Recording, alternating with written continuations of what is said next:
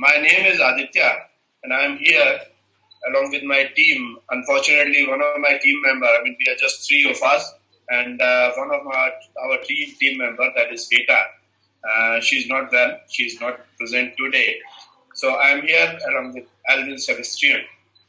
We are going to talk about a very interesting subject, and that subject is handling the objections. I have mentioned this interesting because all of us, all the time, are facing some or the other objection by somebody, or we are objecting on something. We are always surrounded with objections in our day-to-day life as well as in our professional life. Suppose you are standing in a queue. Somebody jumps the queue. What happens? There's an objection. A girl is interested in a particular boy, want to marry him. Well, in 90% cases, what happens? Objection. In the current scenario, with this funny virus going all around, if somebody is in a public place, somebody is not wearing the mask properly, or somebody is not maintaining the physical distance. Yeah, my video is on. Yeah. Go ahead. Hello. Go ahead. Yeah. So if somebody is not maintaining the physical distance, what happens? Obviously, objection. I really feel pity over the salesman because people who don't want to buy their product have all kind of objections. The objections could be about the price, of the after-sale service, about the delivery time, and so on and so on. But they will not speak the truth that they are not interested in the subject. So it happens all the time. Now let us just ponder about what possible type of objections could be. It could be about the perception, about the personality, about the situation, about concept, subject, speakers, contents, and so on and on and on and on. Personally, I never feel offended if there is an objection because it gives me a confidence that I am able to connect with my audience and they can really listen to me. They are listening to me. If they are not listening to me, they will not object for it. So there is a connection. So and mind it, if objections handled properly, it will ultimately result in a mutually beneficial situation. Let's get an example. And I take an example from my personal life because of professional life, everybody faces a different problem all around. But personal life, when it comes to your domestic life, it is all of us that we are facing similar kind of objections. So it is me and my mother. Well, I could have spoken about my wife. Everybody will feel that if I am speaking of my personal life, it's going to be the wife. But, well, I have to live in this house. So let's talk about my mother. You know, my mother, she was a very well-informed lady, educated from those years. And this incident took place about 10 years back when, at that time, my mother was 80 plus years old. It was for years together after my father passed away that we used to have morning tea together in my small garden every morning. And it used to be just two of us.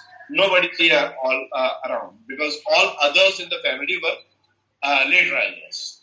So, and we used to talk on all the topic under the sky.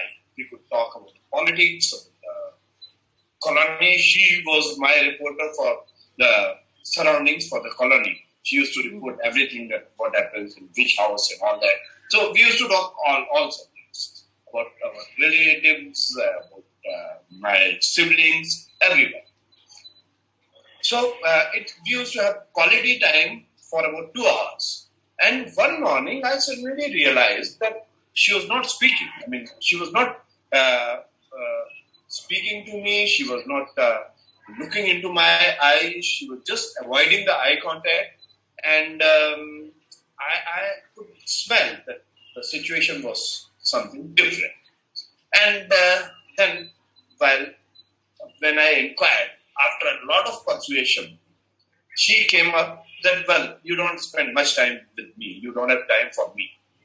Now it was a shock because every day I was spending nearly 2 hours with her.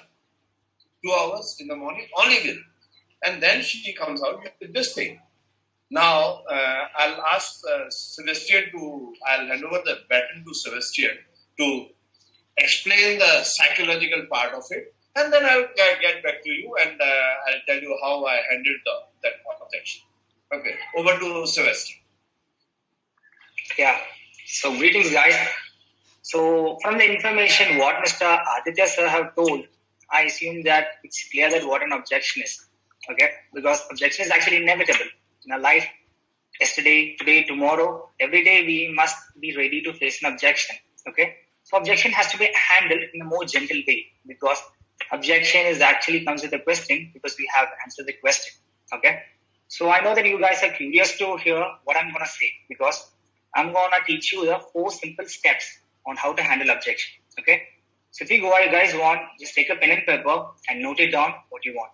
Okay, so the step 1. Okay, for example, let us take an example that you are giving an action projection presentation in your office to your management. Let's consider that.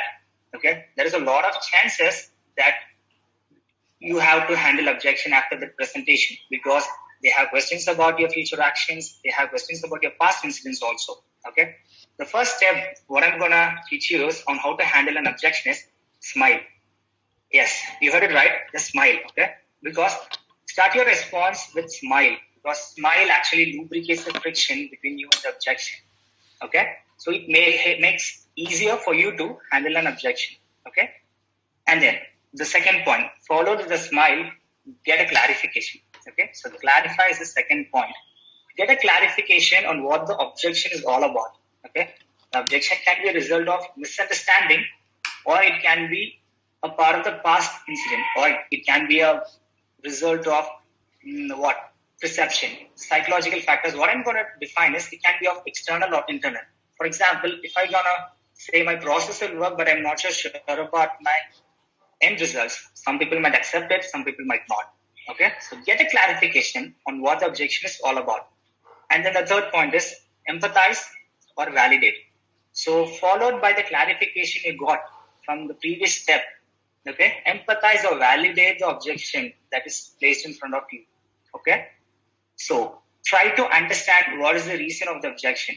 Okay, so most of the time you can understand it, although if you can't understand, just act like you understand it. Okay, by repeating the same first step, smile.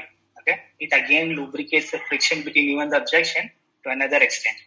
Okay, and then the fourth and the most important step is respond. Okay, so start giving a response on what you're going to do next.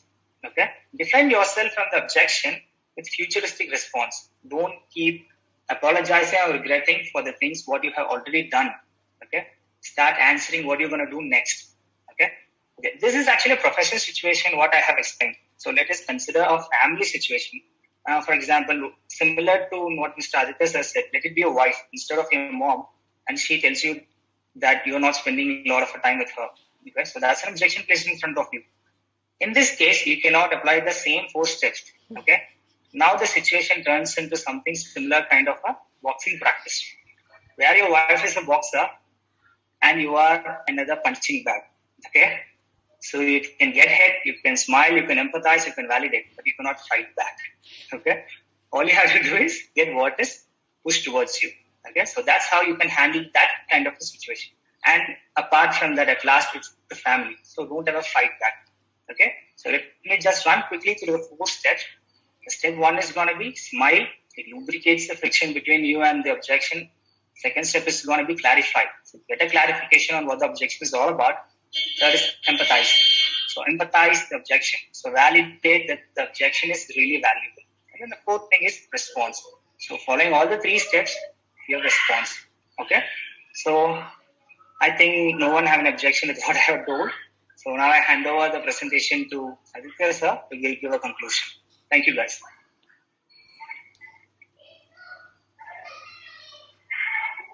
Aditya sir, you're on mute, I think so. Thank you, Alvin. Thank you very much. Yeah. And so adding to what Alvin has suggested, the four steps, in a simple language, I'll say, getting the underlying causes of an objection, it is like peeling an onion, So on the top surface, you have a surface level. Then there are symptoms.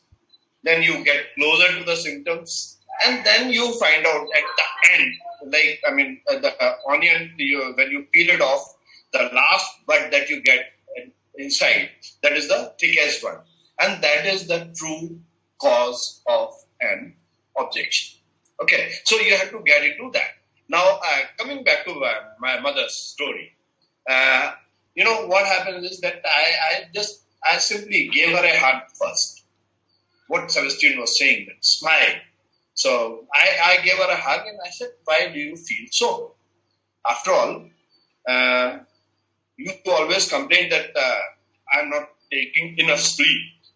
So how much should I sleep? She said, 8 hours. Okay, I said, so out of 24 hours, 8 hours are gone. Remaining 16 hours. Then I spent 8 hours in the office. Okay, so remaining are 8 hours now. So only 8 hours left. During that 8 hours, I have to travel to the office, to and fro. I have to spend time with my kids, with my wife, with my friends, and do some domestic chores also. Have to take care of the relations with my relatives and everything.